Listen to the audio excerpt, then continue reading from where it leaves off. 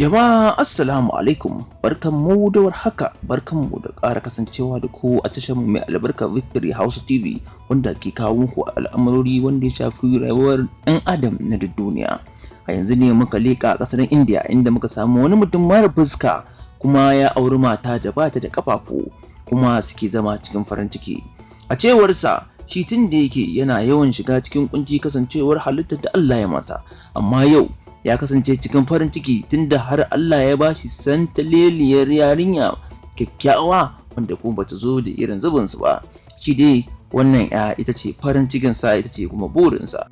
Ita ma mahaifiyar ta yi bayanan yanayin zamantakewan da suke ciki, amma yanzu alhamdulillahi suna cikin farin ciki. Ubangiji Allah ya sa mu dace, Allah ya kawo musu ɗauki kuma Allah ya raya wannan ɗa nasu. Amin summa amin. Victory Hausa TV kenan. Ku danna subscribe sannan ku danna ƙararrawar sanarwa domin samun shirye-shiryenmu da zarar mun ɗaura. A huta lafiya.